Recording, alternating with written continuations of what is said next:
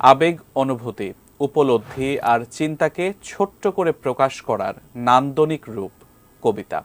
শিল্পের মহৎ এ শাখার বিকাশে তাই আবারও শুরু হয়েছে জাতীয় কবিতা উৎসব।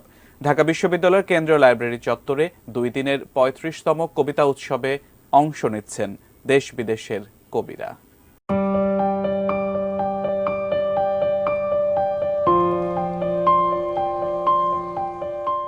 1987 সালে এই আয়োজন শুরু, দিনে দিনে জনপ্রিয়তা বেড়েছে। এবারে জাতীয় কবিতা উৎসবের স্লোগান বাংলার স্বাধীনতা আমার কবিতা। প্রয়াত কবি কাজী হাবিবুল্লাহ সিরাজি ও কাজী রোজিকে উৎসর্গ করা হয়েছে এই আয়োজন। বয়স তো কম হলো না, আর সুযোগ পাই কিনা কে জানে। এই কবিতা উৎসব আমাদেরকে উজ্জীবিত করবে, অনুপ্রাণিত করবে, প্রণোদনা দেবে এবং বাংলা কবিতার একটা মোড় পরিবর্তন আমি আশা করছি। সবারই তো যারা অনেকদিন ধরে আছেন তাদের চুলদারি পেকে গেছে, কিছু করার নাই।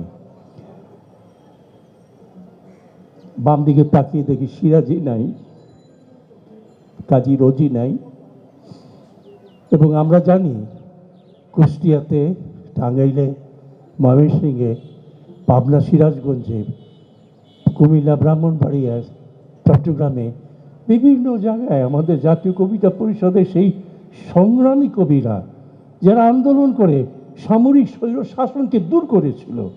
রাজনীতিবিদরা আসেননি, কবিরাই এসেছিলেন। আজকে অত্যন্ত কৃতজ্ঞতার সঙ্গে আমি তাদেরকে স্মরণ করছি। আপনাদের সবাইকে ধন্যবাদ। আমি আজকে জাতীয় কবিতা উৎসব 2023-এর শুভ উদ্বোধন ঘোষণা করছি।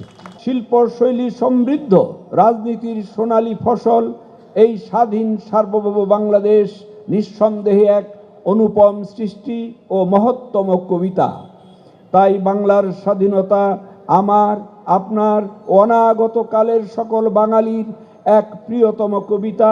কবিতা সীমান্তে আটকায় না, কবিতায় কোনো বৈষম্যও নেই। ভাষা যাই হোক, কবিতায় আবেগ, অনুভূতি প্রকাশে কোনো বাধাই বাধা নয়। यहाँ कविता संस्कृति है, यहाँ कविता स्वाधीनता है और हम सब इसके लिए आपका अभिनंदन करते हैं।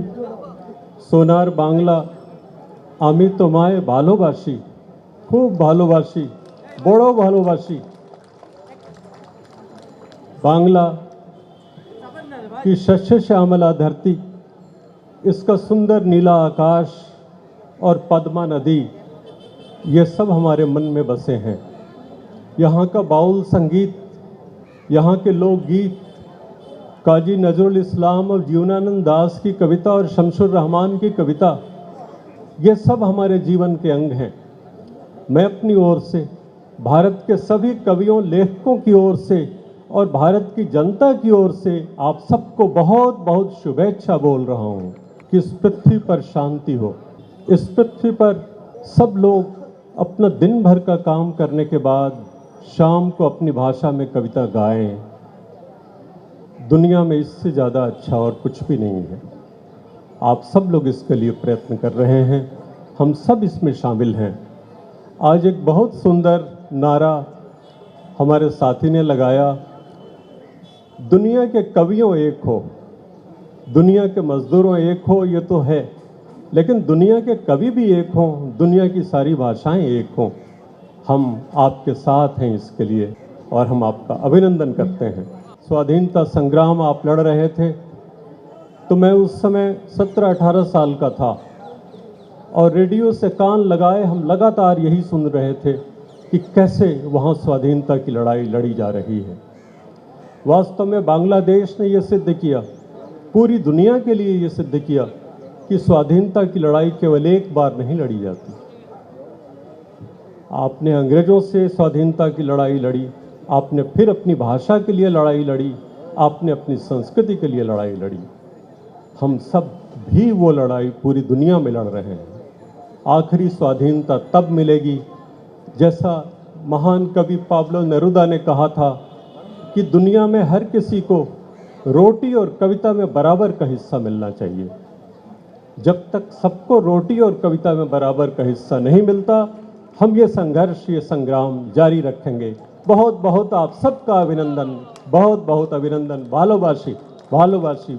কবি জীবনানন্দর ভাষায় যে সকলেই কবি নন, কেউ কেউ কবি, ঠিকই, কিন্তু এই যে সকলের যে একটা মিলিত প্রচেষ্টা কবিতাকে ভালোবেসে, এই ভালোবাসাটা সবার জন্যে সমান। এবারের উৎসবে কবিতা পাঠের 9টি পর্ব থাকছে। প্রতিবারের মতো এবারও ভারত, ভুটান, নেপাল, অস্ট্রিয়া, ইরান সহ দেশ বিদেশের কবিরা এসেছেন। Atemrichtung. Entlang der Nasenrinne Breath in gleicht aus, Breath out und so weiter. Unter Myriaden Oberflächen, gewöhnlich gerade noch wahrnehmbar, leckt, erstreckt sich die Wunde entlang riesiger Fluten. Was sehen, was fühlen, was hören, klingt sich selbst Überlassenes eines Tages, ich meine im günstigsten Fall, einfach ab. Under myriad surfaces, usually just perceptible, the wound licks, stretches along huge floods. What to see, what to feel, what to hear. Does what is left to itself one day, I mean in the best case, simply release?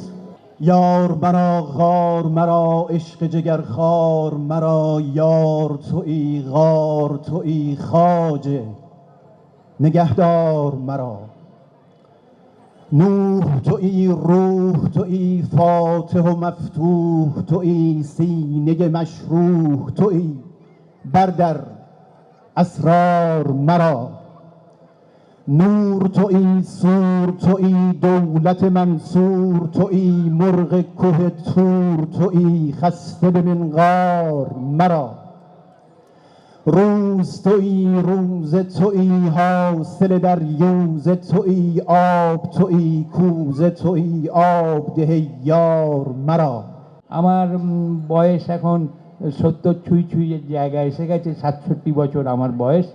তো আমি এত বছর ধরে ওই কবিতার চেষ্টা করে যাচ্ছি, সেই চেষ্টা এখন নাছোড় চেষ্টা আর কি, বা অন্তিম চেষ্টা আর কি।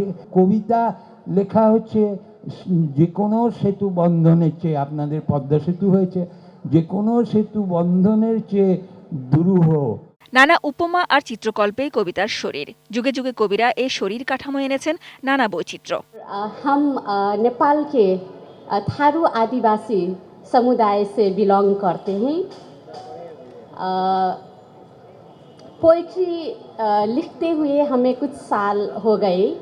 हम अपने पापा से इंस्पायर्ड हुए थे। हमारे पापा भी पोइट्री लिखते थे, आर्टिकल्स लिखते थे और बुक्स मैगजीन्स पब्लिश करते थे। और मेरे पापा भी फ्रीडम फाइटर थे। हमारे देश में जो 10 साल तक सिविल वॉर, जो गृह युद्ध चला था, तो हमारे पापा भी उस वॉर में शामिल हुए थे कि हमारे देश को, हमारे मुल्क को और देश के जनता को फ्री कर सके। इसलिए उन्होंने गणतंत्र के लिए, नेपाल में संघीयता के लिए उन्होंने वॉर ज्वाइन किया था। और उस वॉर में हमारे पापा शहीद हुए, हमारे काका भी शहीद हुए और हमारे दादाजी, ग्रैंडफादर, हमारे परिवार से 3 लोग शहीद हुए। उस वक्त मैं बहुत छोटी थी। तो जब मैं बड़ी हुई तो अपने पापा के वो कविताएं पढ़ के कुछ सीखा कि लिखने में कितना शक्ति होता है, वो हमने फील किया अपने पापा की कविता से। तो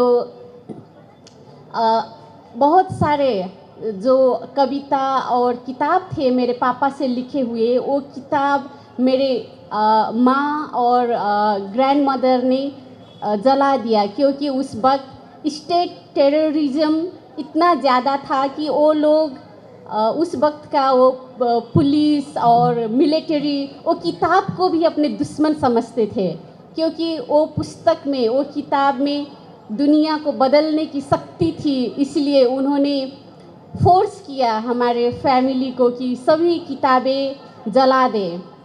तो कुछ किताब और कुछ डायरी हमारे माँ ने उसको सेव करके she tried to save some of the poetries, और हमने वो पढ़ा तो ऐसा लगा कि हाँ, हम लिखेंगे और परिवर्तन के लिए लिखेंगे, हम लिखेंगे, जनता के लिए लिखेंगे, हम लोगों के लिए लिखेंगे, हम सड़क में रहने वाले के लिए लिखेंगे और जो भूखे होते हैं उनके लिए लिखेंगे।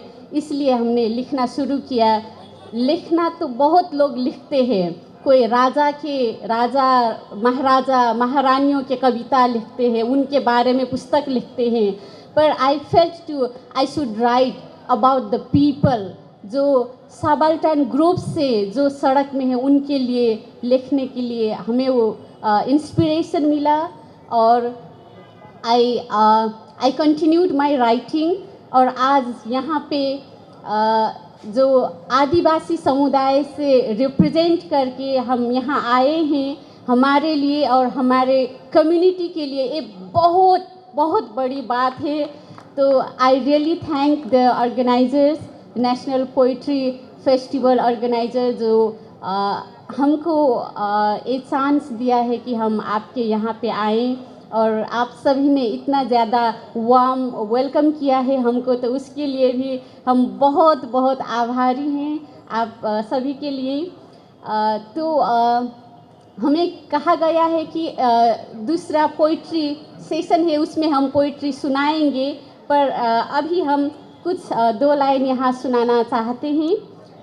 तो basically I right in Tharu language and Nepali, तो आप लोगों को समझने में भी कुछ दिक्कत हो सकती है।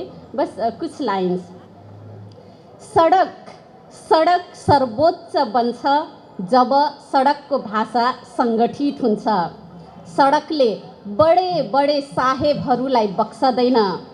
सडकमा निहित शक्तिले म नै राज्य हुँ भन्नेलाई सुली चढायो र सधैँका लागि सडकको शक्तिलाई अजम्बरी बनायो। त्यसैले सडक शक्तिहीनहरूको शक्ति हो। न्यायको चेतनाको उभार भर्ने सडकको भाषा सुनौला सन्ततिलाई सुम्पिनु छ, जसले बडो गर्वका साथ भन्ने छ, मेरो मातृभाषा सडक भाषा हो। सडक भाषा अर्थात् विद्रोहको भाषा, सडक भाषा अर्थात् प्रतिरोधको भाषा। কবিতা হল মানৱ জাতিৰ মাতৃভাষা আৰু পৃথিৱীত মানুহ থকালৈকে মাতৃভাষাত, মানুহৰ মাতৃভাষাত কবিতা লেখা হৈ থাকিব, আৰু যেতিয়ালৈকে কবিতা লেখা হৈ থাকে আমি মানুহ থাকিম আৰু ভাষা থাকিব। কেবল দেশের নামকরা কবি এবং বিদেশের অতিথিরা নন, বিভিন্ন সেশনে গল্প আর আবৃত্তিতে থাকছেন দেশের বিভিন্ন প্রান্তে থাকা সেভাবে প্রচার না পাওয়া কবিরাও। আমার ত্যাগ, ঘামে ভেজা গ্রন্থিল পেশি দেশ সমাজ জাতিকে দিয়েছে স্বপ্ন সিঁড়ি। জাতীয় কবিতা পরিষদের আয়োজনে এই উৎসব বৃহস্পতিবারও সকাল 10টা থেকে শুরু হয়ে চলবে রাত 9টা পর্যন্ত।